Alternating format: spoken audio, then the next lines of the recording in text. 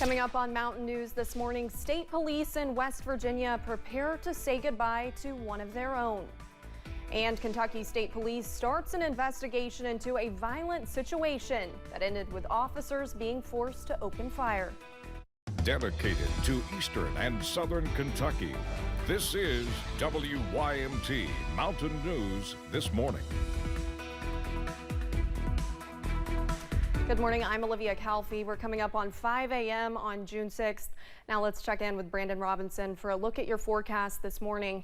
Now, Brandon, we are seeing some more of that fog again that we were seeing yesterday. So as people start to get up, they're definitely going to need to be prepared as they head into work this morning. Absolutely. It's also a little cooler this morning, so Definitely you might need a light cooler. jacket or a long sleeve shirt as you head out the door. So let's take a look at Pikeville first. Our camera over there, US 119, US 23 intersection near Pikeville Commons.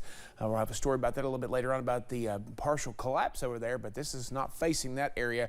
But you see the fog, 56 over that way this morning, so be careful if you're out and about. Look at the temperature differences between east and west. There you can tell where the clear skies have been for longer. 48 right now in Clintwood, but 64 in Monticello. So a big temperature swing out there this morning. Look at Hazard and Jackson, 50 to 59.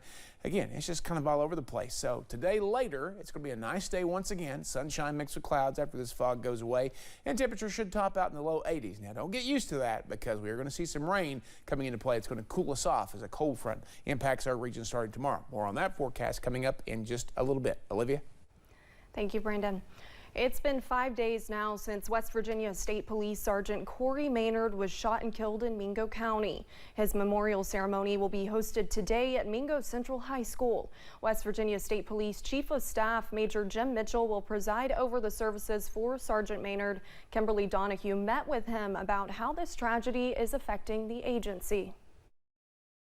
Symbols of grief. Flags flying at half-staff at the West Virginia State Police headquarters in South Charleston as those that serve and protect across the Mountain State mourn the loss of Sergeant Corey Maynard. It takes a special person to do this kind of job. That happened on Friday. We continued to work on Saturday, Sunday, Monday. The work never stops. We continue to push forward in spite of whatever we face, whatever we go through. We still have to work. We don't have the luxury of staying home. We don't have the luxury of not making decisions. We deal with life and death things every day, so we have to move forward. Helping lead the agency through the loss is Chief of Staff Major James Mitchell, who knew Sergeant Maynard personally, meeting the up-and-coming trooper while he was in training for the job. Sergeant Maynard was a very kind person. He was very committed to the state police, to the mission of the state police, to his job as a trooper, extremely committed to that. He treated everyone the same. It didn't matter what your social status was, what your position in the community was, made no difference to him. He treated everyone the same. As the state police prepares to lay Trooper Maynard to rest, Mitchell says what's been keeping the agency going throughout this difficult week has been the ongoing support of the community, adding they will continue to protect and serve them as they grieve the loss of their brother. It doesn't go unnoticed. We have so many good people out there that still do respect law enforcement, that still do respect the state police and specifically, and we just really appreciate that. Even as they mourn the loss of one of their own. Kimberly Donahue, WSAZ News Channel 3, Kanawha County. Here are further arrangements for Sergeant Corey Maynard. His service will be Wednesday at 3 p.m. at Mingo Central High School. A visitation will be hosted beforehand beginning at noon. The procession will leave Mingo Central High School and travel onto King Cole Highway, Route 65 and 52 and 119 North and end in Chapmansville, West Virginia. Kentucky State Police troopers are investigating a shooting involving Harlan City Police that happened early Monday morning.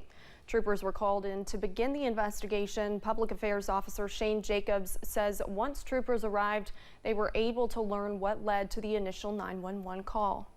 Once the detectives with state police arrived on the scene, it was determined that a domestic violence incident had occurred.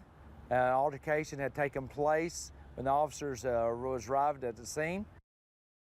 Trooper Jacobs says officers were then confronted by the suspect, leading them to open fire. He said it is a reminder why police should have their weapons ready when serving any call. Kentucky State Police is investigating a shooting that happened in Estill County Sunday night.